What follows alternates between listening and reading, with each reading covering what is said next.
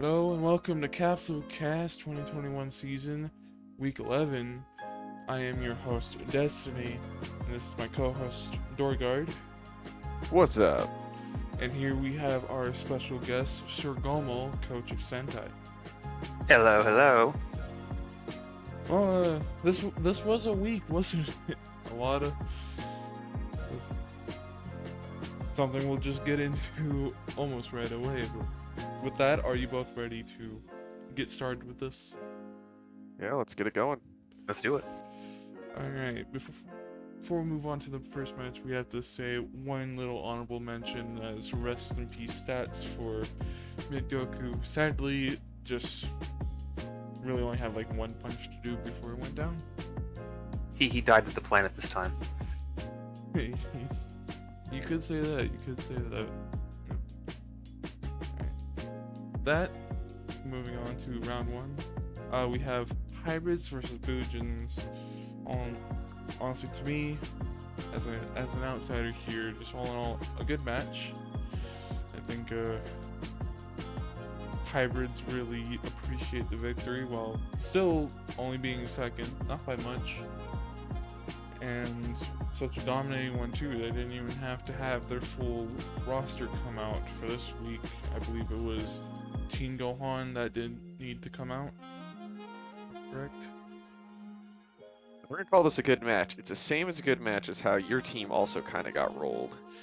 That is true. That is true. It was one team showed up to play, the other team, not quite.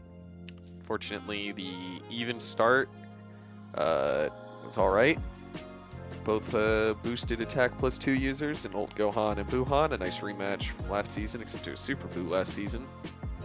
And unfortunately, Buhan went down first for me, but it's even up pretty quick by Kid Buu, who got hit out of his ult trying to hit and proceeded to miss all of his B2s from then on and do nothing to future. And then Sword Trunks proceeded to take out everybody else on my team. Even though I had Mirage and Spoke, he didn't even ever dodge. So Mirage never got to activate. So just kind of everything went down the drain. So it's pretty, I would say it was a pretty bad match, even from a watching standpoint, because when you watch a team just get utterly destroyed, there's not really anything going on. It's just kind of happening, and then it's over real quick, and then you're on the next one all of a sudden. That's just my 2 cents. Already making builds for the next ones. Knowing how it goes. Gomel, you have any insight to provide here? Not really much insight. I do kind of echo the sentiment of Doorguard. Really, when you have a team that beats you with only three of their members, I mean, you do say GG, but it's not always the case, because ideally you'd love to have all your members participate, have it come down to, the last couple bars. It's not every week's like that, but for the most part, a lot of matches do get close, but when you have these moments, it's definitely unfortunate. Definitely not something I expect from the Boos or Fujins, especially like with. I mean, I'm sure Doorguard can maybe comment, but it's not often that Kid Buu gets knocked out of his ult. I don't recall that happening very often, as far as my memory goes. So that might have just been an unfortunate circumstance, and then after that, that just set the pace for the rest of the match. And like you said, Mirage, not really working like it was intended to, unfortunately. So yeah, at that point, you just kind of got to look towards the next week and hope that everyone comes to play. I mean, you've been in a similar situation where, like this, where this is the second week in a row with nobody doing over 30k, and you're just like, oh god, what do I do? Nobody on my team's doing anything. Do I switch builds? Do I just say it's a low roll? Like, yeah, it's very tough, especially when some of these builds had done well in testing and even in some other matches, and then all of a sudden they just all seem to break. And you don't always want to like rush to like change them, because it could have just been one of those off matches where like this maybe just was not a good match and it just was a loss as a result. Then if you change them, then you might go to something different, and then it still might be the same result because it might not be as effective as the previous builds. But yeah, it's tough, especially when it's a lot of the team too. Yeah, I mean, there's not too much I can really add on. It was should have been, especially after last year where it was so even up until like the last two characters. Like, just there's a lot more expectation on this match to do well that it just didn't. So it's just in both terms of commentating and obviously being the coach, it was infuriating because it was a very fast match that had really only one team doing things, and that was it. Yeah, I mean, hybrids looking very strong, and not even with the team. So All right. Well, shall we get moving on, or you both have anything else to say? no, I got nothing. I felt like I ended it off. Alright, moving on to match 2, we have Derp versus Namek, and for how big of a start this was, it actually ended pretty close. And we did get to see for the first time this season, Mr. Quee, the T-poser for Derp. So, yeah, I don't think the stats speak for themselves. I think for only doing 37,000, that Quee kind of showed up. We kind of did his thing, and Namek did well as well. We got to see Nail do 20k because of cleanup this time. But I do think the underperformer of this match was Base Vegito, though you could probably say that due to because he was just against one of our old elites of late Piccolo. So, Doorguard, what do you have on this match? Well, it looked like it was going to be a wash for Namek because late Piccolo just totally was running through Derp. But you got to give it to Derp and their resilience. They've really brought a lot of strong changes this season throughout their whole squad. And yeah, it just went to show here. Obviously, Vegito was the only one who really suffered going up against late Piccolo, but can't really fault him for that. Most characters struggle against late Piccolo, especially when he hits 5. It was like 4 or 5 B2s in a row, all of his cherry bullet, which is just a massive amount of damage. And the tag game between Quee, Salza, and Hercule, mostly Hercule and Quee, were able to keep him in it. Hercule's damage output, I think he did like present bomb into present bomb into present bomb to take out like 2 people. And yeah, it came down to the wire, and that wire was like Nail really didn't have a lot of damage to do, and he almost screwed it up. Like he had like a 3-bar lead and he almost screwed it up. So can't say if it was Namek. I know they have been messing with builds lately, and I think this is their normal builds they went back to, but got to give Dirt credit for just showing their resilience in this match, because yeah, I mean it's good to see, because technically it was their free agent that screwed it up, so their core team was actually able to do pretty decent. Mm-hmm. Alright. Gomel, got anything you want to say on this match here? Yeah, it definitely felt like at the beginning, especially with how Vegito got just kind of just stopped by like late Piccolo, that it was really going to be swinging in Namek's favor, and it was gonna. I almost felt like it was just gonna be a like a match like the previous match where it was just like not everyone's gonna need to show up, and it's just gonna be very one-sided. That being said, after Vegito was taken out, I mean, they were able to take out late Piccolo, and I think late Piccolo did actually connect with a Hellzone grenade because it's in space, so full connection, which is always neat to see. But yeah, I was very impressed with Kui. Actually, he didn't start off strong, but after he got under about 2 bars, he started to really kind of put the hurt on a bit, connecting with some stuff, and even Lord Frieza he got with a hit alt off, which is really awesome to see that. Didn't do a lot of damage, but it really didn't have to. It just was enough to do his part. And he almost did 40k. I mean, honestly, it's Kui, and you can't really be disappointed with that, I would say. Hercule, again, present bomb, disgusting. He literally brought that back. He basically made up what late Piccolo did with all the present bombs, like Doorguard was saying, just present bomb, present bomb. just so much damage, and he almost brought that back. And Nail luckily was able to take him out, but a very nice showing from both teams in that regard. It was a lot closer, and that's kind of a match I like to see. But yeah, but the only person of Derp being Base Vegeta who really struggled, again, that doesn't reflect on Derp as a whole because he's just a free agent. So I think if this is how your team stays between Supreme Kai and Dodoria, I think you guys will be in a really good place, even going into the next season. All right. So, yeah, just really all in all, a match you would love to see more in the league. Just those slobber knockers and close ones.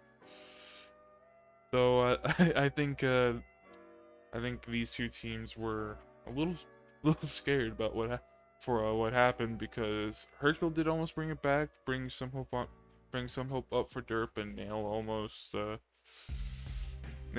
lost it for Namek. So, two exciting teams, one exciting match. But anyways, anything else before we move on here? Next match. Yeah, I'm down for the next match. All right. Now we have Resurrected Warriors versus Kaiju, and honestly, this was a good one. Get this for Rez, they decided to put a Tapion on their FA bench and put in Yajirobe, but as you can see, we still didn't even get to see Yajirobe this week because Ader and Early Goku decided I'm just two-man their team, even though Base and Vegeta did what he needed to do as a starter. Everyone thought he would have gone elite, maybe, but Oh, hey, hold on, back it up there. Let's not be. I think you're missing out on the fact that Vegeta killed his opponent and then tagged with like 2 or 3 bars left. Oh, so Vegeta had a lot left in his tank. Oh, he did? He just chose not. Yeah, he just let early. So he had the ability to go and do a lot this week. He just didn't. Yeah, but hey, I wasn't expecting someone to show up, and that is Ader with a nice 71,000. And yeah, Ader is the one that you could say really popped off this week. I think Vegeta could have, because he was looking like it at first. And I think early Goku just cleaned up what was left, was all that happened there. And still 60,000 for cleanup. But yeah, Ader would be the one to give the credit to. But Vegeta, I think, am I remembering right, Gomel? I'm pretty sure I'm remembering right that we had like an early-ish tag from Vegeta, and we were like, oh, well, that's real scary. Yeah, I think that's correct. Actually, I don't know if anybody died in Resurrect Warriors. I think they all tagged. No, I think they actually won with everybody alive and Yajirobe not touching the field. Yeah, Yajirobe was, I think he was second, right? And he kept on being moved around into the order. So you had Base and Vegeta, and I think early Goku, did he come in next? And then Ader came in and just finished everything else off. Yeah. Yeah, Ader has been very scary, but he, even on Android, used to be very consistent. He was usually always 40k for the most part, and he's just so aggressive. His B2s are really good, and because he's an Android, you just can't breathe, especially if your character kind of requires the key to keep up with him, because he'll just be sitting there punching you, and then all of a sudden, oh, he's got enough for Ader's anger. Okay, Ader's anger, or he does the dash move, and it's just like there's damage, and this definitely showed. But yeah, Resurrected. Every week I wonder, is this going to be the week they're going to lose? Is this going to be the week? And they look so strong. And I was very sad not to see Yajirobe this week. I was really hoping to see the Bean Daddy, but I guess maybe this week we'll see him. Yeah, I mean, I think had Kaiju come in with a little more fire in them, they could have had a little better time, but they just came off like a devastating loss last week. And it's like, even though this is an AI league, it always feels like that momentum can really go from one match, like 1 week to the next. So I think Resurrect Warriors obviously not losing has given them some confidence, and it may have just come out that Kaiju with 1 or 2, random things they thought they were doing to get the win may have come back to bite them in the end, but it's hard to say, So definitely was unfortunate. I think a lot of people are we're hoping they could be the team to take him down, because they were having a good season up until these last few matches. But, you know, we can discuss more on Kaiju's future here when we get to the predictions. Actually, speaking of Kaiju, looking at the stats here, I know they're not on the screen, but since we didn't get them till like just now, Scouter actually did the best on Kaiju with only a 43,000. Two of them being Raditz and Master Roshi did barely above their 10k, not even 15k. So it was really only Scouter and Nappa who were showing up for Kaiju this week. It just shows the momentum that Resurrected Warriors had in beating them down. There was also no monkey either, I don't think, right? We didn't get any monkey. British, actually no, we did. The only person that can go monkey. Oh, okay. Scouter. Okay, yeah. And that was at the very end, and yeah, he didn't live. That shall we get moving on? I'm good. All right, moving on. We have match 4 here with Cold Kingdom versus the Royals. Cold Kingdom, with Cold Kingdom, I believe it was, what was it? It was for Royals. It was Metacooler versus Zarbon for Cold, and Metacooler just. I think this is the first time we've seen Metacooler not really take his man fully, just because Zarbon with that grab spam, and since he's on attack build, and with Master Throw, his grabs just doing like 5,000 to 6,000 each grab. If I'm correct. It depended on his serious boost. They started at like 4,900, and I think his later ones are like 5,500. Yeah, that makes sense. And yeah, I mean, like some of the other ones he had, like the early in the match, he was like almost 5,000, and that, yeah, so it still hurt.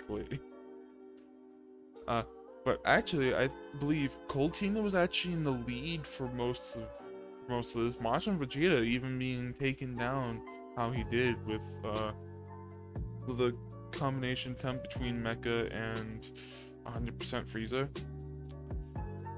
100% Frieza doing what he always loves doing. You will die by my hand, and it killed someone. But I think this entire match changed when Baby Vegeta got on the field. As you can see, 85,000 and Royals taking the victory. Just, I don't know what it is with Baby Vegeta, man, but he just decided, I'm not going to be pushed around anymore. I'm going to pop off and save my team this game. So, Doorguard, what do you have for thoughts? Yeah, I think this was a weird week. It looked like Cold, kind of like in the previous match, Namek was popping off, and it looked like Cold was popping off. Like, oh man, this is going to be a rough one. But Cooler just didn't really want to throw out too many ults. I think he just hit the one, and he got some savior usage, but he just didn't. This is another week where unfortunately 100% Frieza hit some good B2s and then kind of struggled to hit some B2s. And as always, Mecha's been just really solid, but Royals, yeah, I think they really, threw it out of the park with Baby. I don't think anybody was expecting Baby to do as well. Not necessarily a build he's been on before, but pretty damn close to what he's had last season, where it was like defense +3 and healing and all that stuff, but no Dragon Spirit, but still put out a pretty solid performance. I don't think anybody was expecting it. He didn't go like ape either. I think usually when people expect him to do big damages, he goes up to ape, but I don't even think he was in Super Baby 2 for very long. Actually, he didn't transform at all. He stayed that way the entire match. Are you sure? Yes, because I remember. Pretty sure he might have done it at the end, and it just wasn't for very long. No, he could have transformed, but we got to see the Super Saiyan 1 Baby Vegeta windscreen. Yeah, he didn't transform actually. So, and he never really even had the blast stocks to do that. At least he was at 0 for most of the match, and whenever he would get a stock, and he only needs 1 to for the transformation. Yeah, for his first transformation. Then yeah, I guess he just chose not to transform. most characters wait to their last bar, and it took them a long time to get that. Yeah, it was. You definitely felt that Cold had it in the bag when you came into Baby at the end with having a little bit of 100%, a full cooler, and Zarbon a little bit. He actually had tagged out earlier, and so yeah, it definitely, of all the characters on Cold, it was definitely Cooler really dropped the ball. He just couldn't just handle Baby. Yeah, he threw out an ult, and that was about it. And for whatever reason, he just didn't do much else. Between those three characters at the end, I think, got him down to like his last bar, maybe even close to that, and then he was able to finally finish him off. And again, Baby, I'm not sure what his stats are exactly for the season, but he has had weeks where he has been the underperformer, has been the one that has kind of just been there. But he has had moments like this, even in the off season with some of the matches that they did, event matches, where he ended up going to the finals of those events. So he definitely has the potential and the prowess and the pedigree that he's earned over these first few seasons. But I just feel like he has been kind of overshadowed by some of his other team members, honestly, on Royals. So it was not what I expected from him, because I thought they were out as soon as he came in, and with how good Cold has been this season, that's just kind of how I was feeling. But I was very surprised he took it and got another win for Royals. So. All right, so I got it checked. You're right. He did not transform this week, and yeah, I mean, to be honest, Baby made a comeback. I didn't realize how much of a comeback it was, but it really was a pretty big comeback there. So yeah, as you said, very, very good for Royals. It's always scary when a team has multiple people who can pop off and just go ham. So. And the Royals are a team that can be that. You got like Meta, you got Majin Vegeta, you got really Baby. Everybody. Because when you look at their free agent bench, it's Deborah, who's gone elite before. I know he's had a bad season, but it's still Deborah. Yeah, anyone on their team has that potential, which is scary. And like earlier in the preseason, Metacooler went elite, and Lord Sug has proved himself to be a little comebacker himself. So yeah, I don't really have much else to add. Just they're a hard team to plan for, and they're just like Resurrected Warriors. They're a weird team because they're oddly a mostly spam team, so it's kind of funky when you're trying to plan for them, because they don't really have big attack +2 users or whatnot, like most teams seem to have. So with that, shall we move on? Yeah. Good with me. Alright, moving on, we have match 5, Rugrats versus GT, and really this was a match, because if you just look at the stats, it seemed like it went back and forth for a bit. But I think the three major players here are Vegeta, Pilaf. Oh no, I've never thought I'd say that again. And Aurelie. Aurelie doing a nice 92,000, and Vegeta just starting off strong for GT on this one. Just nearly just doing his 80,000 against, I believe, what was it, Cyberman and Cell Jr.? Yeah, I think so. Cyberman did start, and Cell Jr. was after him. Yeah.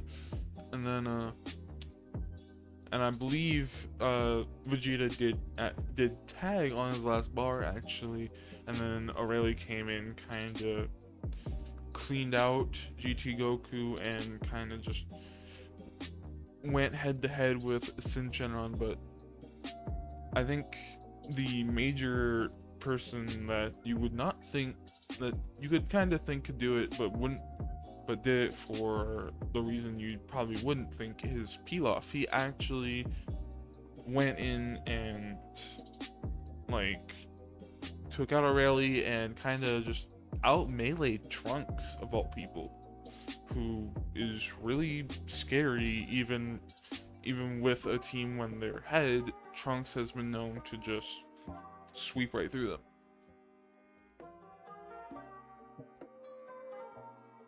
Yeah, I mean, overall was a fun match. It had been a while since we had seen, obviously, not very much history between these two teams due to GT being a newer team. GT having a little bit rougher of a season, but to secure it off Pilaf being consistent has definitely been weird. Always fun too when a team that has Rugrat-like characters go up against Rugrats because it shrinks the screen, it zooms in real hard. So like when GT Goku and Pilaf were in for a good chunk.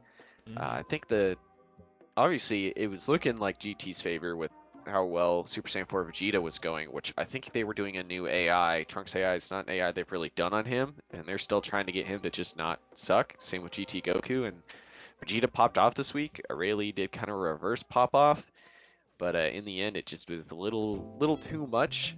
And funny enough, Kid Trunks, probably the best character on Rugrats, could not uphold his end of the deal in taking out Pilaf of all characters, and Pilaf managed to seal the deal for them. So yeah, just overall it was a fun match. Highly recommend checking it out. It's a lot of action back and forth, very even match, very close match, and as always, fun to see a character like Pilaf going off because he's just a very memed character, but for good reason, because he's actually a character that has shown to perform as well. Yeah, Gomel, what do you have on this one? Obviously, GT been another team that's certainly scrapped the bottom of the barrel more than a few times in their 2 seasons so far. Yeah, for sure. This season they've actually been on. I think they're on a win streak right now. They've actually won their past couple games, and this was definitely a good showing. Unfortunately, base GT Goku has been really like having a bad season. They've been really trying to figure something out with him, but Vegeta himself, I mean, being a Vegeta, that already gives him the pedigree, and we know he has it in him. And clearly, if this is the kind of Vegeta we're going to see from now on, then yeah, this is going to make going against GT even more worrisome, especially with even Pilaf too. But admittedly, Pilaf last season with Royals, he did pretty well for them. Admittedly, he had lots of matches that were kind of similar to this, maybe not as much, but it wasn't as uncommon. So I feel like at this point he's actually proven himself to be a pretty decent character overall. And honestly, it makes me wonder where they could be if they would have brought him in earlier in place of like GT Goku or Pan. Who knows? Whereas Rugrats, yeah, Cyberman and Cell Jr. just got melted between each other. Kid Trunks definitely did not do what Kid Trunks usually does. Aurelie, though, it's very scary, and she almost brought it back for her team, but it's really hard when none of the other team broke 40k and you're trying to like salvage the team, and that makes it really tough. Whereas if Trunks could have done his part, even 40 or 50k, it might have been a different story. But all in all, again, a very entertaining match. Some really fun back and forths, and again, some great performances from, again, the highlight characters. You got Aurelie, Vegeta, Pilaf, and even Sin Shinran. Actually, he did over his 40k as well, so he definitely did his part as well. Yes, and Yep. as or said, just really fun match to go watch. I think this is what happened last season too at GT. They had a really rough start, then like second half of the season they really figured their stuff out. It also has to do somewhat with there's not really the GT's in an even weirder spot than most of the new teams because they're almost their entire squad is like free agent characters from seasons past. So none of them were really ever on teams. So none of them really they can't just go back in time and look at, oh, what's the build this guy used for like 4 seasons in a row? Like that's not something like anybody on GT ever did. They would just sometimes get picked up every once in a while and get a little bit of use. So it's just, it's kind of been a rough one for them. So it's a lot more experimenting and stuff, but it's also been why people really enjoyed the team because they're so new and different, and like each season we're going to see new stuff as well because they're going to have new avenues they find open. Though I do know, I think they and I haven't heard anything, but I would assume based on just looking at how GT Goku's build switched over the season, they initially had him on to do massive Spirit Bomb ult for massive damage, but obviously that he just wasn't doing it for whatever reason. So instead they have switched over to having him with Dragon Spirit, and I guess hoping that maybe he can spam his way and do his stuff and maybe get up to Super Saiyan 4. He isn't allowed to start in 4, but we could potentially see next season he start in 3 and still have Dragon Spirit so that he can try to get up to Super Saiyan 4, because he is allowed to do that, especially now that he The fusion what's it is, called? the fusion. Yeah, is the fusion got disabled because there's no way in the world that could make Super Saiyan 4 Gogeta balanced. Yeah, he has way too much stuff. So, but yeah, lots of awesome stuff for them, though. It is kind of funny how they're doing the same thing again this season with this late in the season win streak to get their way potentially into playoffs. So, and I'll mention too, just what's scary too is the fact that after last match, seeing Baby pop off and do his thing, GT will have Baby back, I'd imagine, next season. Oh, they will. It's a that's what he lost they going will. back It's to. confirmed. Yeah, so if they get Vegeta working like this and everyone else in their team is staying like that way, I mean, my God.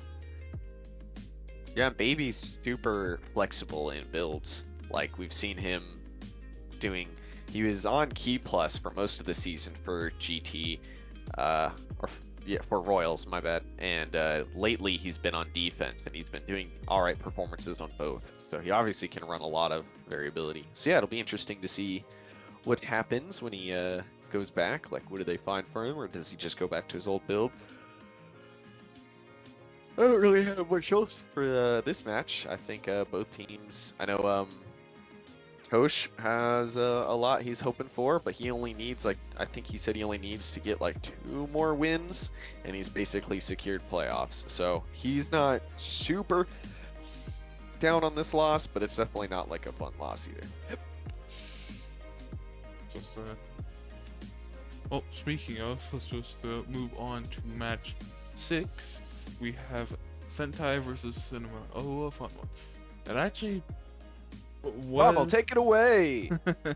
And in this corner, we have Sentai. And in the other corner, we have Cinema. But I think some stuff. I'll start it off as the neutral, then you guys can take it away. Yeah, please. So coming in, we know Cinema and Sentai both still trying to get. They're still doing some build adjustments, and some pretty big build adjustments this late in the season to really get their squads kind of firing at full cylinders. And on Sentai, they certainly seem to come out firing a little harder.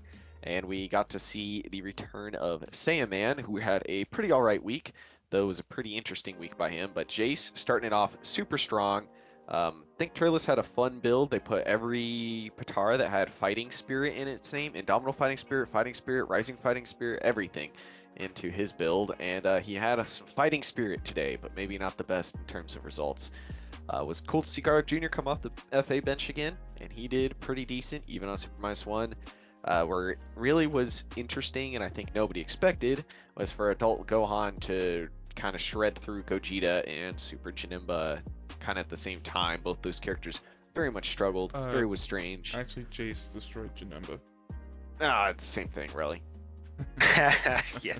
In the end, it came down to a pretty monstrous health lead for Sentai up against Janemba, and while Super Janemba was on the Defense +2 Latent Energy Eternal Life build that they used to terrorize the league with in the past, just not quite there this time. Granted, might not be the right AI, might not be the right matchup. We don't know. It's the first time that this is getting pulled out for them, so it's a very small vacuum because they never really tested this build either, at least not since the 2020 season. So yeah, overall both teams came out swinging with some new stuff, and I think Birder only has bad stats here due to being the last character to come in and only having half a character to kill, where Saiyaman, I think he might have tagged or got hit by something big and ended up getting... I think he was the one that got spammed up by Garlic, right? He's the one that got spammed out by Garlic.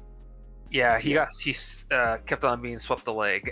Laser eye beam, Garlic Jr. connected. I feel like he connected almost with every one of his beams. I feel like there is one thing. It's probably a good thing that he did that, because he had the build that could absorb that, and he ended up making Garlic waste a lot of resources while dealing the damage back with several explosive waves that allowed Sentai to hold on. So while maybe not the most explosive performance by Saiyaman, he definitely did his job this week. So yeah, one of you guys feel free to take it away and talk about how sad you are or not. Well, that's usually most of the weeks for me, but this week was definitely it was a nice boost. I mean, again, we're kind of fighting the odds right now in terms of, like, I honestly don't know if even it's possible for us to even make it. I mean, I know Derp did lose as well, but I just really hate banking on the fact that okay, they're going to lose the rest, and then we got to win in a divisional. Which so far we have no divisional wins, and that's always rough to come into. But at least this week, though, I'm glad to see Jace. This is the third week that we've had Jason with the build we've been using for him, and he's been super consistent, which was really tough. He was in the same boat as Birder, but Birder actually rebounded a lot quicker coming into the season, and he stayed that way. Jace just took a bit of work to get going, and surprisingly, in a starting position, even on a super build, which I don't know if many characters start on a super build without any health regen, but for whatever reason, he has done well with that. Not that we'll be doing every week, but I mainly do that because I really wanted to see him and what he could do. Surprisingly, he connected with almost all of his B2s, shredded through Turles and Janemba of all people before Janemba tagged out. Saiyaman, like Dor was saying, he had an under 40k performance, but honestly, he was there to soak and take a bulk of the damage. And honestly, Saiyaman's kind of in a weird place too. We're still really trying to figure out what to do with him and how to get him to kind of work consistently. He's been pretty inconsistent in that regard. That's why we actually FA'd him initially. But after seeing what game you could do, it made it very easy to say, okay, let's just bring him back in. But yeah, Gohan came in, did a lot of damage with his supers, as we hoped he would, and basically just left a little over bar for Birder to work with. And honestly, at that point, Janemba was really feeling like he could have pulled something back because he was very dodgy, connecting with stuff, and whatever Birder would jump at him, he would just counter and knock him down. But luckily, Birder was on a similar build as well, very tanky. So he was able to just whittle him away and outlast him. So, but yeah, honestly, again, I honestly didn't, after the week before, I really wasn't sure if we would even get a win against Cinema. I know we have similar records, but I just feel Cinema has such a stronger core than we do. And I felt like they had things a bit more together than we did. But now we're, I guess, even in record, and I hope they win the rest of their matches and do well for them, especially if they get Garlic like this too. I think that would be really help them. But yeah, I'm just happy for a win, honestly. Yeah. Actually, in the end, even though we're now on a 6-game loss streak, I am happy for Sentai getting their win, even if it's versus my team. Always happy for them. And but I wasn't really expecting the new builds that we've been trying, because we've just been trying under tested stuff, since we don't really believe that we're going to make it to playoffs, especially with Rugrats and Royals to deal with, and also with the rest of the people we have to face. Being such strong teams, we don't know if we can make it or not. But honestly, for some of the untested builds, I think it did well. Turles, I think he did alright, even though a lot of his B2s either got disintegrated or just didn't do anything, apparently. Because unlike Tien's geometry, his kill driver is just a big circle. Basically, there are B2s that look the same, but they do not function the same. Yeah. Geometry and kill driver look the same, but geometry has higher priority, kill driver is lower. Same with like Aureli's ping and Spopovic's berserk clash. Aureli's ping is higher priority, his is lower. Seems the same, but they do not function the same.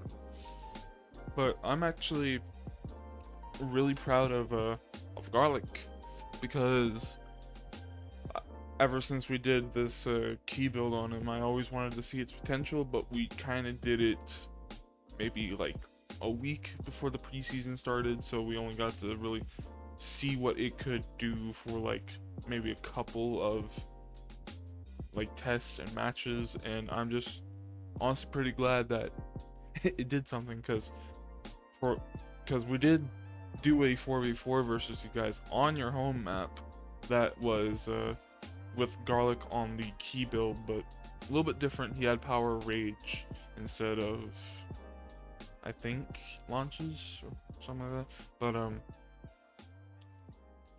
yeah, just really nice to see what Garlic can do, and I think I think both our teams, even if we don't make it, I think we can go pretty far because, like you said, Birder and Jace are looking a lot better. Sandman's technically doing his job. It's really just only seems like your troublemakers now are Ginyu and Sandman. Yeah, of all people. Of all people. I'd say if it's Ginyu because due to the way that benching has worked, he's just in an awkward spot to get used. That is true. Yeah, and the matches he was in, he just was against really bad matchups and odds and got hit with everything. So it's really hard to glean much, but enough to where it just wasn't worth keeping him around.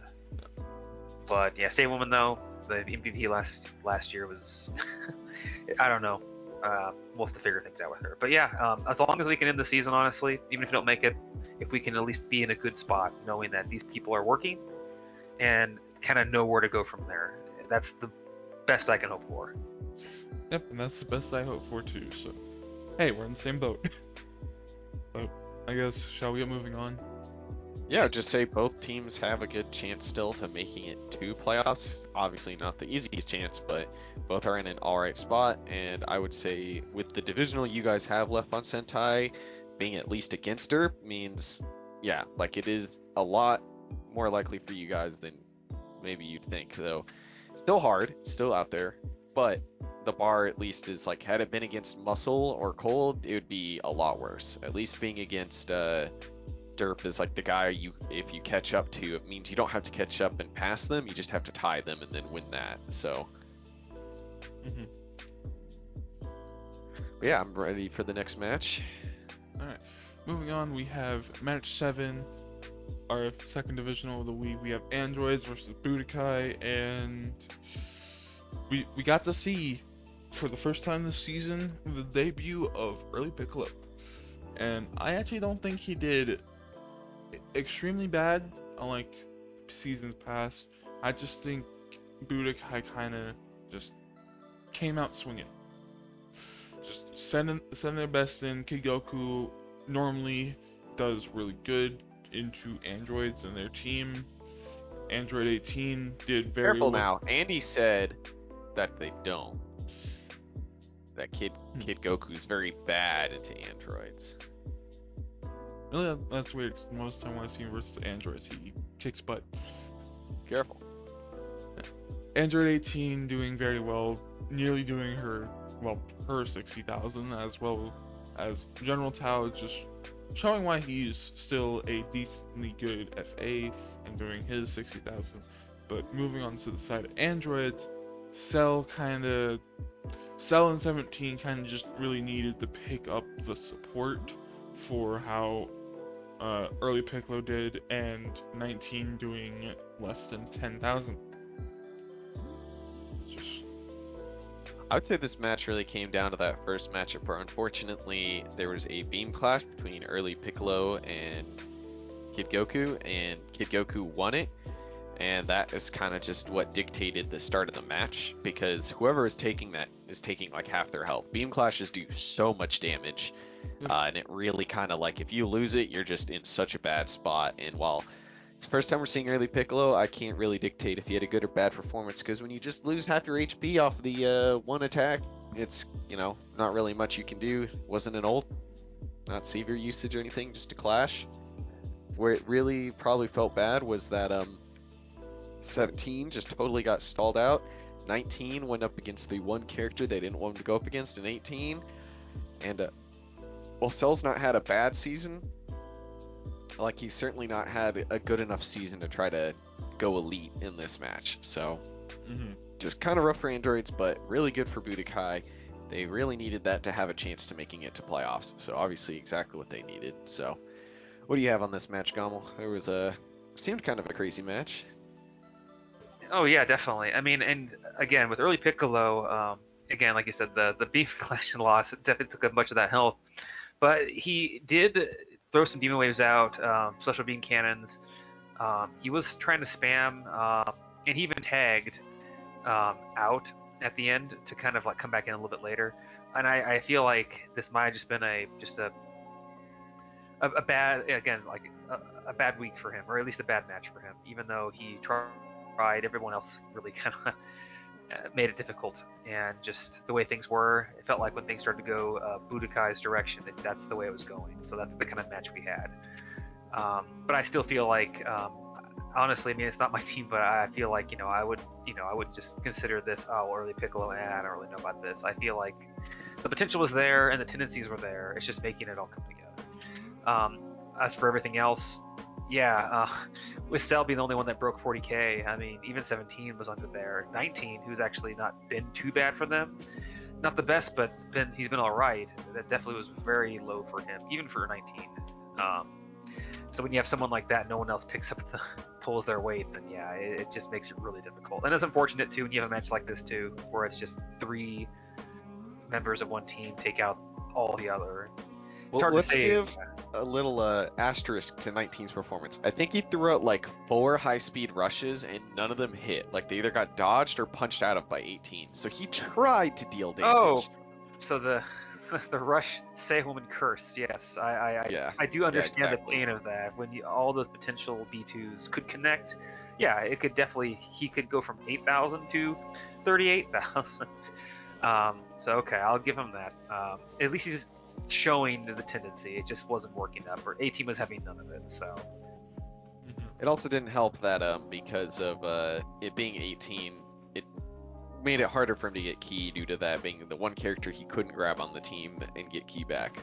So it was kind of surprising you got as many B2s, but to be fair, when you miss a rush, it only costs half. So you don't have to regen as much as if you spamming beams, which he would not have been able to do very well, but they might have hit. Yeah, it's definitely interesting. We'll be definitely curious to see, honestly, if this, I don't know if, did this actually make it so the androids are pretty much out at this point, or is it just going to make it tougher for them to really get in there? Because they still can make it. It's just they have to be above. Well, so they're, I think them and Budokai both at 3 wins. Hybrids is at like 4 or 5, and then I'm at 6. So it's not, everything's really close. So there's enough weeks that if any team goes on a small win streak, they can kind of secure their spot. And androids beat hybrids in their division also. Yeah, so funny enough, if hybrids start suffering here and they tie androids, then androids bump above them. Yeah. Okay. So it's not, no team is out in that division. It's really just a matter of where you place at the end and who matches up with who or who's tying with who, and then it comes down to those divisionals. So okay. Comes down to the little stuff, but I actually have a question for you both. Seeing as Android 16 was the bench for this, do you think he would have made a difference, or do you think he would have fallen like the rest of his team? I think he could have done better than 19, but that's not saying much. 16 has had some rough weeks himself this season too. He hasn't necessarily been the dominant force that we've seen him in the past. But again, it's I mean, considering early and Android both did less than 30,000 combined together, I mean, I would like to think Android 16 could at least do more than that. But yeah, it's hard to say. It just felt like Budokai just had their number. Like, it's just one of those matches where, if you're in a melee battle, a dodge, battle, Budokai just wins out on it because it just seems to go that direction. And that, I feel like that's just how it snowballs. And you'll see matches like that even on other weeks where just the momentum goes one way because, you can just tell the team is just dodging everything. And no matter what your guys are doing, they're at the bottom end of it. So I just felt like androids were at the bottom end of the receiving end of what Budokai was dishing out to them. Oh, with that, shall we get moving on to match 8 here? Yeah, let's do it. Let's do it. Alright, moving on to match 8, we have Muscle versus Earth Defenders, and honestly, I don't really remember much of this match, because my stream lagged. ED popped off, that's all you need to know. So basically, it's very simple. Tien started, and he just hit like a bajillion B2s, and Broly just could not keep up, and it was very bad for him. And Goku was also just hitting a billion B2s, which just really screwed. And I think Future Trunks took the majority of a lot of these B2s and just got absolutely spammed to death by a lot of different things. We even saw like Tien use 3 charges of his ult, and then Mid Vegeta, I think, closed it out for the most part, and then for no reason at all tagged and let mid Goku deal like the last punch to kill Raccoon. So for the most part, it was very ED dominant match, which wouldn't be surprising in most cases, but I think Muscle was on like a 5-game win streak or something, so it seemed like Muscle was like the team to beat, and ED also on a small win streak, so this seemed like it should have been a lot closer match than it was. But in the end, ED just totally came out like with haymakers to begin with, where Muscle was warming up, and they got surprised and lost. All right. Yeah, Gomel, what did you have on this one? This one was kind of crazy in that sense. Considering the beating that Broly took, he still did 45,000. I mean, that's still pretty scary considering all the numbers and all the stuff that hit him. Because everyone else on the team, Bojack, Raccoon, Base Trunks, they all just couldn't handle that. And honestly, this is classic ED in terms of just the pressure they have. I mean, Mid Vegeta being a great character for them, Tien being especially good, and Goku being what their loan this season, and he's been doing really well for them. So, and even Mid Goku when he's working, all in all, they're just a scary team in general. Earth Defenders has always been pretty consistent. And not one character usually stands out as like, oh, this is where their bad character is. I just feel they're all pretty solid, and they can all have weeks where they pop off. Even Krillin has popped off before and done really well. So, but yeah, definitely didn't expect this from Muscle though, with how strong they've been and on that win streak you guys were talking about. I really thought it'd be a lot closer than what it was. We didn't even really get many transformations, did we? I don't recall. We got one Mid Goku transfer, or not one End Goku transformation. That was it. I'm pretty sure Bojack went green, but it didn't matter. Okay. Yeah, true. Gotcha. Pretty sure Bojack did transform. He just got destroyed. I thought we got Legendary Broly as well. I may be wrong. We might have. That might have been why he did some of his damage. I didn't know that. It was hard to remember a lot of it because ED was just hitting so much big B2s that were just blowing people up. They were just hitting so hard. Yeah, jeez. And I mean, even if Mid Goku was in and Mid Vegeta was like the one that got the rip stats, Mid Goku he has an elite under his name, and he has shown to just blast through teams as well. Yeah, again, definitely, this has definitely not been a typical Muscle match, definitely. Because I feel like, same with just like how ED can have all their characters typically do really well, Muscle, a lot of their characters have that elite potential, and they have shown in the past. It's just this week, for whatever reason, again, ED just had their number. You know, that's just what it came down to. I mean, Bojack couldn't do his Bojack stuff. They did have Android 13 was benched for this, and he's actually one of their top players as well. So he's one of the top in the game. So yeah, so that I mean they got to bench him eventually, anyways. But still, that was without him in there, and it's unfortunate when you can't get that win when you have to bench that character because you hope the rest of the team can kind of pick up for you, but not this week. But hey, all that means for us is everyone in our division lost except for us. So that means we're getting a little closer to everybody. So I'll take it. But before we move on, I have a little something to say on that. Is that even with Android 13 bench, normal Muscle still has Trunks and Broly, which have proven in their own right to be almost as scary as 13. So it's just weird. It's just weird to see, but I mean, if there's anyone that's going to do it, it's going to be ED with how much burst and just damage they have in their kit. ED just wanted to show them that they got more muscle than Team Muscle. Oh, there was also a build error in this game. This was the one where they used too many latent energies. So Bojack had defense plus 2 eternal life, and that's it. And he was supposed to have fighting spirit, but they copied and pasted latent energy, so they used 3. So who knows? That probably would have mattered since they wanted him to spam, and he's on an AI to spam, but not getting that bonus key, especially since he went green, is obviously very important.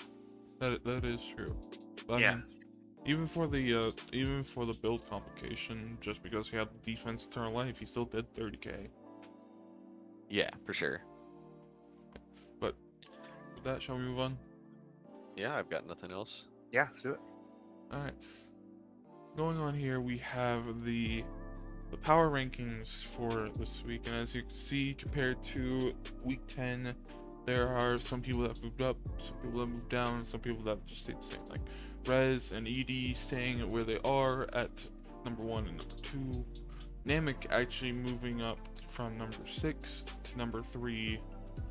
Cold moving down by 1 to number 4.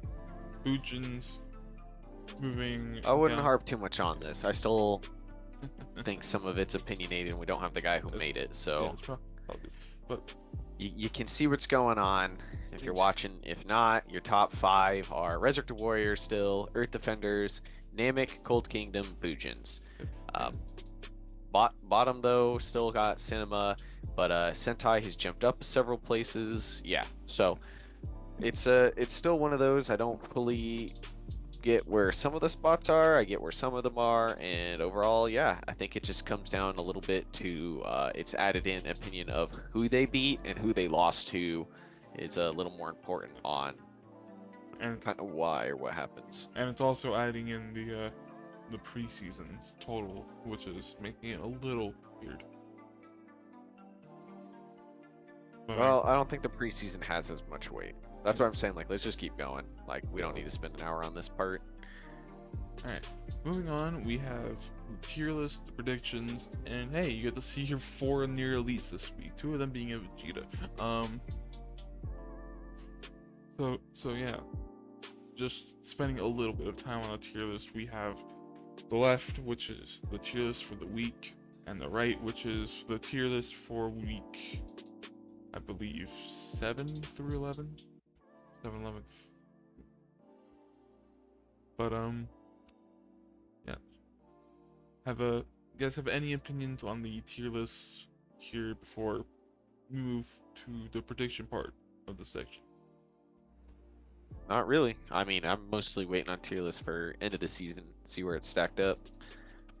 That's fair. I feel like based on performances that we've seen, I feel like at least on the right side that a lot of people that I would expect there are for the most part in that vicinity. Lots of Vegetas, lots of muscles. Yeah. Alright. Moving on, we have predictions, which for the first match we actually have a divisional. Kaiju versus Namek. I believe Kaiju is bringing in Bardock, and Namek's bringing in Nuova. So, I personally want to have to give it to Namek. Late pick, though, has proven once again why he's a dominant force in the league. Nuova technically is coming off of a fresh elite performance, while still being a ton of burst nailers themselves. Tam is still consistent, while you still have a rocky area between King and Nail. I think just the other 3 can take it for Namek, but Kaiju isn't no team to slouch on either. Roshi has been pretty dominant as their FA, and Bardock and Scouter Vegeta have been, well, themselves for some weeks, not themselves for some weeks, but they've just been kind of that little bit of consistency for them, as well as Nappa. So just a little insight there, but I still gonna have to give it to Namek. I'm gonna say I think it's kind of lame we have both the divisionals back to back. I liked it where they were split up, so there was some time in between. But scheduling is scheduling, not a big deal. Yeah. I don't know. It's a hard one. It really could swing a lot of ways. I think base wise, I would want to give it to Namek just because of how well they've been doing. But I'm gonna throw it to Kaiju. I think they've been having a little better results from their whole team, where Namek's like a 2-team wonder right now. And yeah, they're going to have both of those guys in, but they also have to have Nail in. Nail has no more benches, and Nail's been like scuffed this season. He's a 20,000 character. He is their worst character, and he has to be in this week. Like, they can't have him out. So when you have to have one of your scuffed guys with your 2 best, like, yeah, if your 2 best do their best, great, but if they don't, that's rough. Or on Kaiju's side, like, yeah, they have to have Nappa in. Wow. They have to have Bardock in. Wow. Like, those are 2 they were going to have in anyways. So they feel like they have a little more variability on what they can bring in and set up, where Namek's kind of going to be in a little bit of a weaker spot. So I'm going to give a potential to Kaiju. I think they might just have it with overall consistency over wonder performances. What about you, Gomel? Yeah, I was gonna say, if I was just going based off of who they're bringing in, Bardock, Nuova, I would have definitely kind of gone the direction of Bama, just because between those two, Nuova's been a lot more consistent, and Bardock just had such a weird season.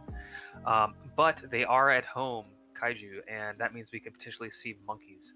And because of that, and because of just the overall, a lot of their team is fairly well rounded, and a lot of their members typically have been pretty solid, save for a lot of times at Bardock for the most part.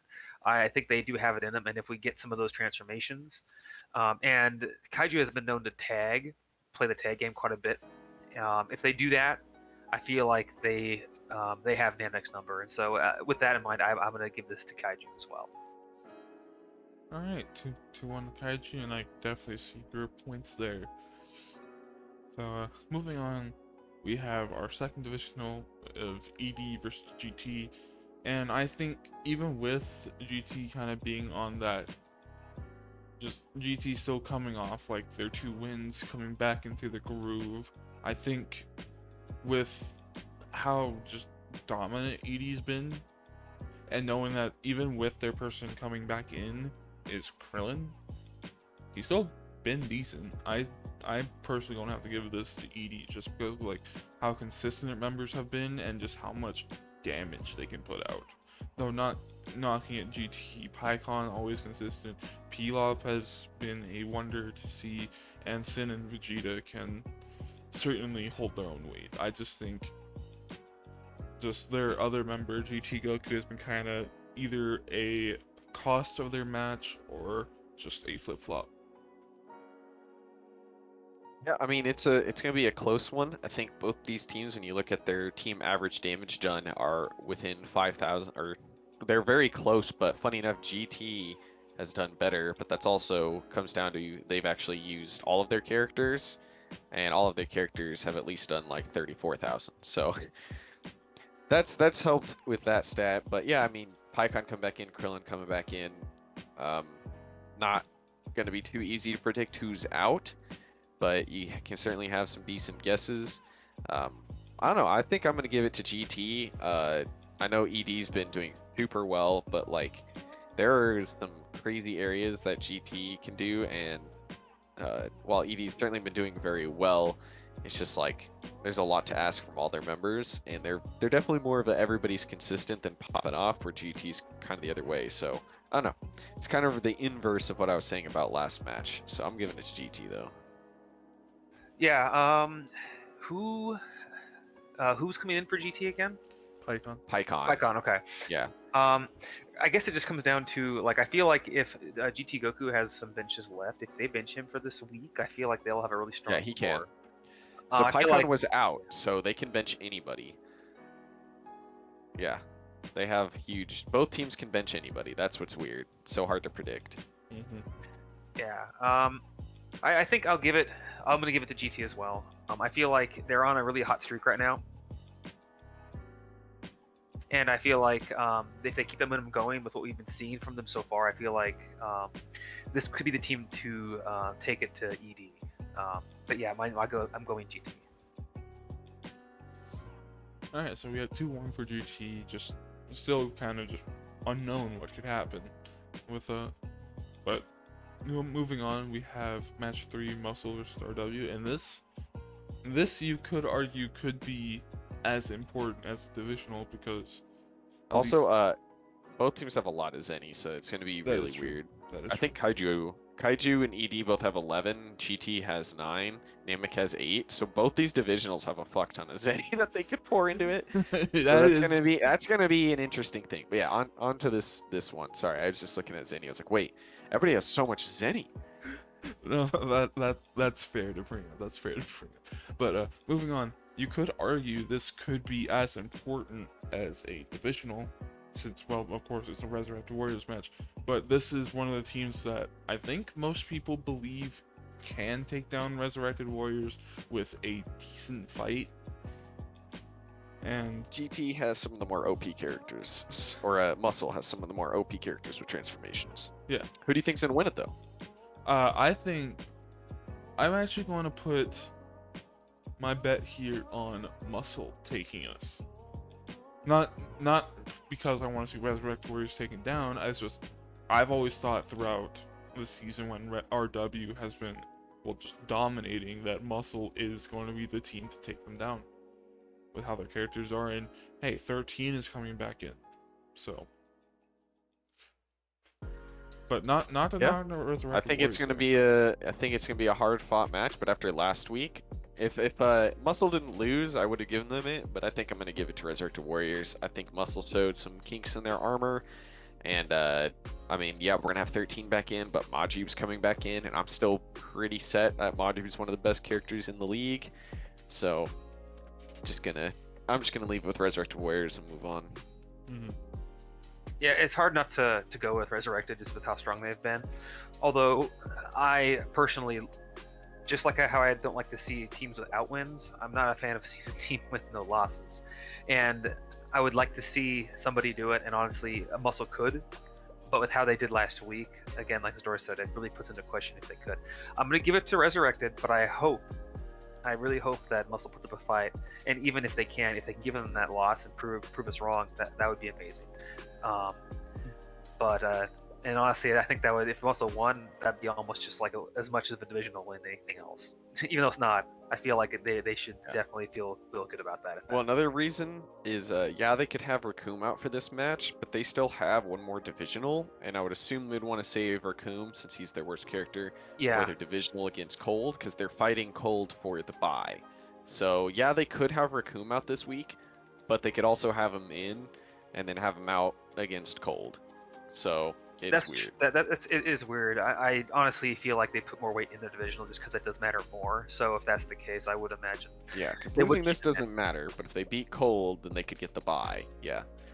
That is true. All right, so we have... just a small context thing I just realized when looking at schedule. It's like, don't they have? Oh yeah, that's right. They're Southcat. You guys still have your divisional. Oh, and that's like their most important one right now.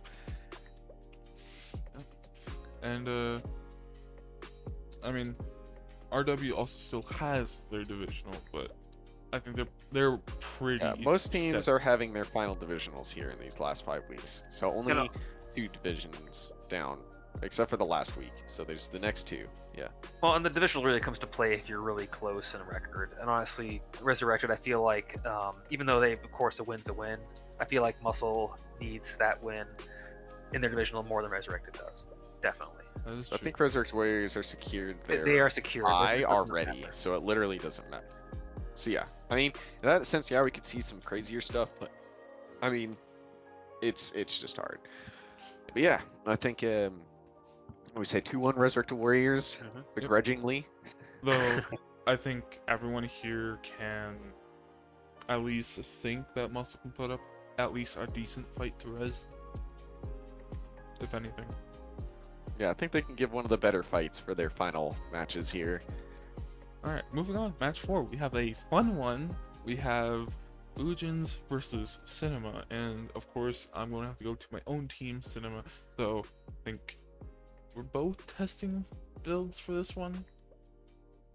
Yeah, you could say testing. I'm not necessarily like hard swapping builds. Characters are still like, if they're a spammer, they're still like 90% spam. I'm just moving like a Patara or 2 around to try to see if that can help them.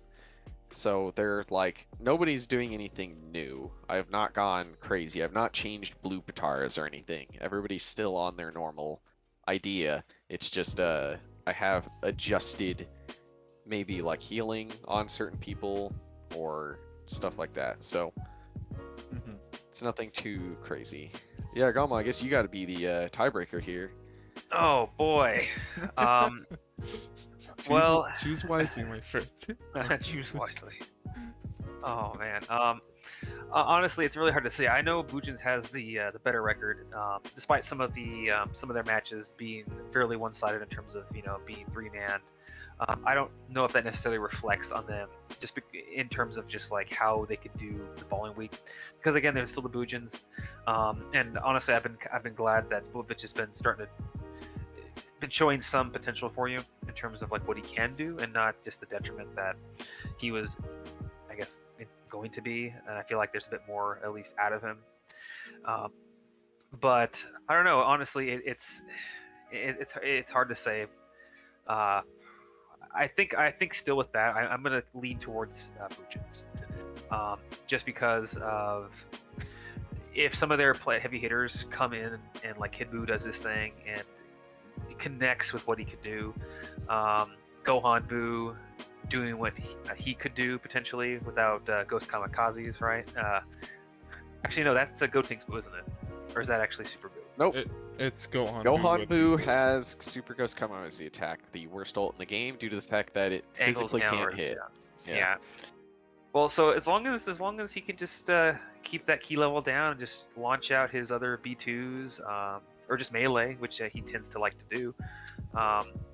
As for the cinema, I know they're figuring things out and trying to get things working, and as Destiny was mentioning, they're testing some builds out to see what works.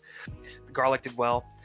If Jane comes in doing what he's doing, I feel like Jane could just be a menace. But honestly, I just feel right now in terms of that consistency, I feel like Fujins is a bit more than Cinema.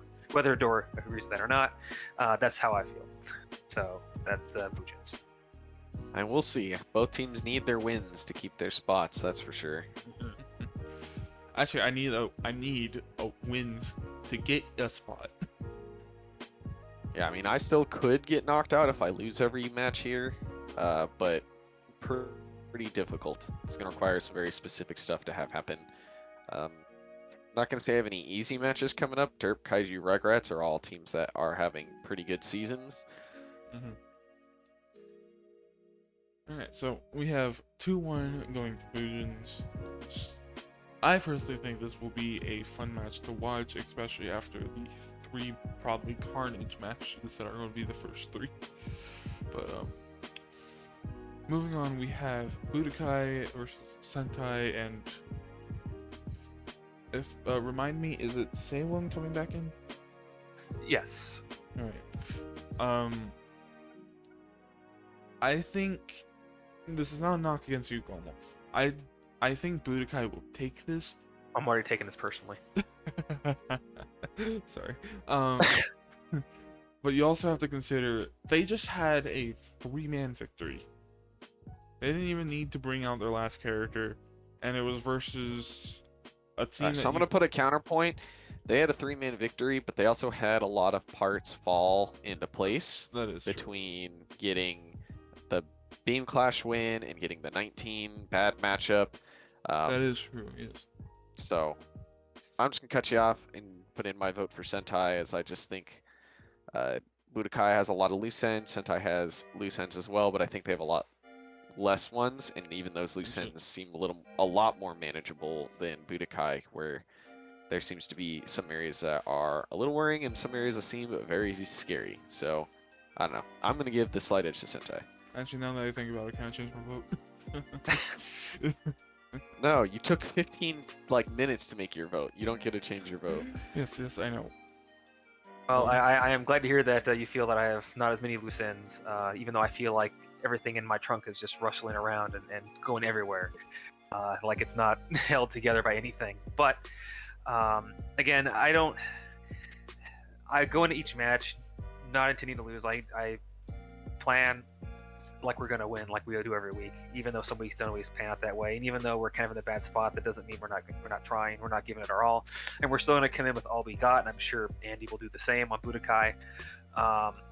And I just hope, I would love to see a win, but honestly, as long as my guys perform and do what's expected of them, even if we lose, I at least can feel satisfied with that. But again, I have to go Sentai because I mean, I gotta support the team, right? Even when no one else would. Even in this instance, it feels like I got more support, which is I'm not used to this.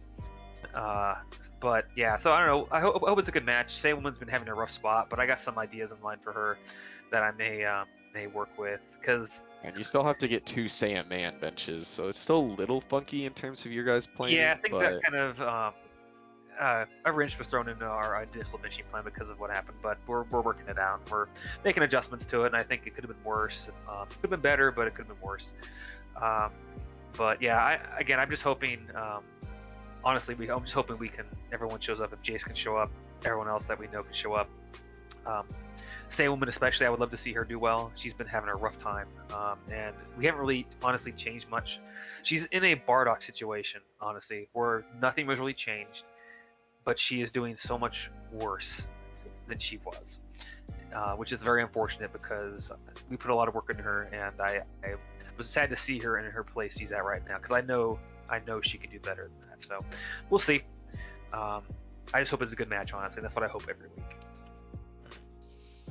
So we have 2-1 going to Sentai, and moving on, we have match 6 with Royals versus Hybrids. And I think this is going to be one of, other than the first 3 matches, I think this is going to be one of the closest matches we have considering the teams. I'm going to have to give it to Royals, though. I just think Royals has, well, more consistency out of their characters overall, even though Hybrids do still have consistency under their belt. Yeah, I mean it's gonna be something. Both teams have a lot of scariness to them, and I guess there could be some craziness that goes on. I don't know. I'm gonna give it to Hybrids. They don't. Never mind. I'm gonna do Royals. Hybrids have some real jank stuff going on with their benches too. Yeah, they do. They're one of the other teams that They have to have like teen out for like a lot of the end here. All right, I'm just gonna go with Royals. I think when it comes down to it, if they have to have teen out, that's gonna be very rough. I mean, admittedly, they didn't need teen this last week. They only so I mean. Yeah, but I think Royals have Yeah. been showing in some bigger performances lately as well. They have. So I mean, both are coming off a fairly strong win. Royals being baby, just kind of bringing the match back for them, and Hybrids having that literally just three-man win on their week. So I feel like though, in terms of consistency, even though I think Hybrids, actually I think Royals and Hybrids have the same record now, if I'm not mistaken. Because Hybrids won, Royals. No, actually I think Hybrids has, they're close enough. Both teams did win this week. So I got you. So they're fairly close in record then, but for whatever reason I was thinking they were even. I'm gonna give it to Royals, just because I feel like they have a bit more together, and even though Hybrids does have these moments of glory, they do have a bit of inconsistency in certain characters. And again, with the benching kind of the way it is, they're going to have to really do some adjusting, and are probably not going to have, especially Team Gohan in being one of their more scary potential characters. So, yeah. Alright, so is that what, 3-0 the Royals? guess so. Alright, moving on, we have Dirt versus Rugrats. I think with how Derp's been using these by bar, but high, and Rugrats has been kind of in their little inconsistent spot lately, I think I'll give it to Derp. Yeah, I'd say between the two teams, there's a lot of funkiness that could happen here. Both teams certainly are having some characters really functioning and some that really aren't. And I just need to check and see what's going on with Rugrats. So Trunks is in every match from here on. Really still needs her final bench. I don't know. It's going to be kind of close. I think I'm going to give it to Rugrats. I think they have a lot more scary lineups they can pull out here, and Derp has had, I don't know. Kui's still very, very, very untested in terms of all of DBZ League history. And then you put on top of that just like Base Vegito has also been super wonky. It's hard to say. So I would give this slight edge here to Rugrats. Also, we could see some Gotenk shenanigans. Those are incredibly hard to predict. I was going to say, yeah, there's always potential Gotenks wild card that they always could use.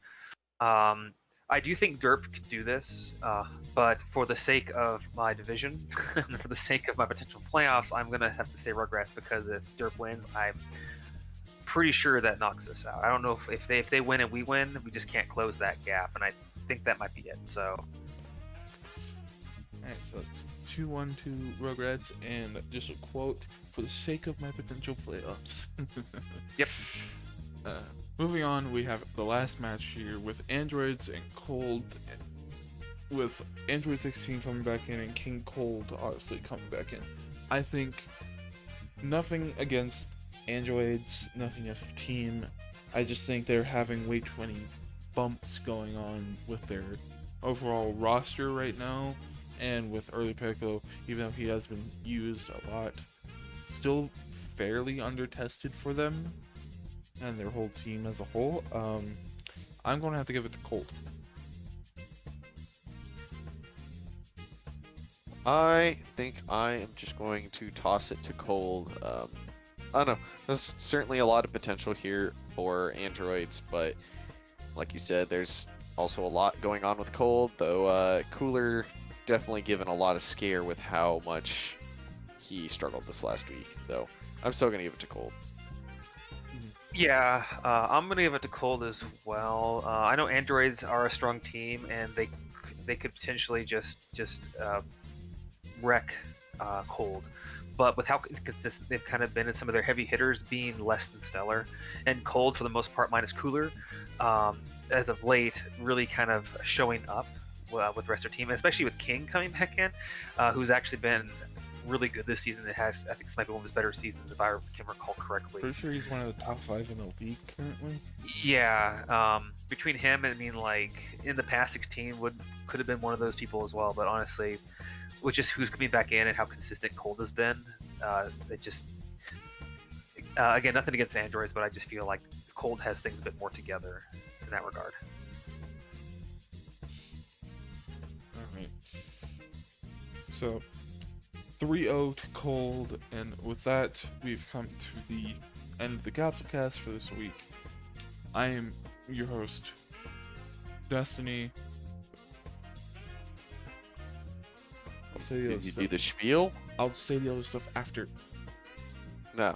Check out in the description below for links to cool stuff like the website, which has all the data information. The Twitter. You can always join the stats team, get those going, always looking for people, and come, wreak havoc with us on the Discord. If you want to help with discussions on what teams should do and stuff, you can join the Discord and literally do that, dudes. I've been Doorguard.